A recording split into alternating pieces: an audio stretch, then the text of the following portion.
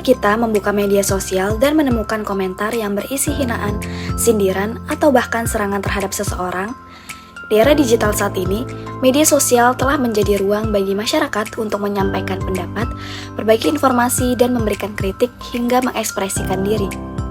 Hanya dengan beberapa ketukan di layar, sebuah opini dapat disampaikan dan dilihat oleh banyak orang. Namun, kemudahan tersebut juga menghadirkan sebuah pertanyaan. Apakah kebebasan berpendapat berarti kita juga bebas mengatakan apa saja? Atau apakah setiap hal yang kita sampaikan tetap memiliki batas dan tanggung jawab? Media sosial memang memberikan kebebasan bagi setiap orang untuk berekspresi. Namun, ketika kebebasan tersebut tidak disertai dengan etika, ruang digital dapat berubah menjadi tempat munculnya komentar negatif, ujaran kebencian, hingga perundungan secara daring atau cyberbullying. Menurut Robert Edmond, sebuah isu dapat dipahami melalui bagaimana suatu peristiwa dipilih dan dibingkai sehingga menghasilkan cara pandang tertentu bagi masyarakat. Media sosial pada dasarnya merupakan ruang yang memberikan banyak manfaat. Melalui media sosial, masyarakat dapat bertukar informasi, menyampaikan aspirasi, dan membangun hubungan, serta ikut berdiskusi mengenai berbagai isu. Namun, di sisi lain, media sosial juga menghadirkan tantangan dalam hal etika berkomunikasi.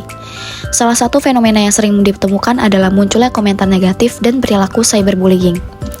Komentar yang diberikan terkadang tidak lagi berfokus pada kritik terhadap suatu pendapat atau tindakan, tetapi berubah menjadi serangan terhadap pribadi seseorang. Misalnya, seseorang yang memiliki pandangan berbeda dapat menerima hinaan, ejekan, atau komentar yang merendahkan.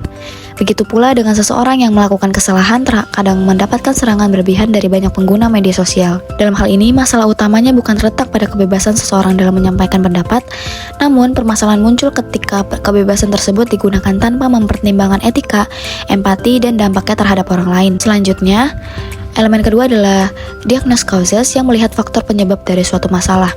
Salah satu penyebab munculnya perilaku tidak etis di media sosial adalah adanya jarak antara pengguna dengan orang yang menjadi sasaran komentar.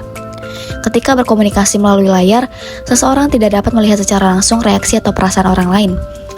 Hal ini terkadang membuat pengguna lebih mudah menuliskan sesuatu yang mungkin tidak akan mereka katakan berhadapan secara langsung. Ketika merasa marah atau tidak setuju terhadap suatu hal, seseorang dapat memberikan komentar secara spontan tanpa memikirkan dampaknya. Dan ketika sebuah unggahan mendapatkan banyak komentar negatif, sebagian pengguna dapat terdorong untuk memberikan komentar serupa hanya karena mengikuti opini yang sedang ramai. Yang ketiga ada make moral judgment, yaitu kita dapat melihat bagaimana suatu fenomena dinilai berdasarkan nilai dan norma yang berlaku. Kebebasan berpendapat merupakan hak setiap individu. Namun, kebebasan tersebut bukan berarti seseorang dapat mengatakan atau melakukan apapun tanpa mempertimbangkan orang lain. Menyampaikan kritik tertentu diperbolehkan. Berbeda pendapat juga merupakan hal yang wajar. Namun, kritik seharusnya disampaikan dengan alasan yang jelas dan menggunakan bahasa yang tetap menghargai.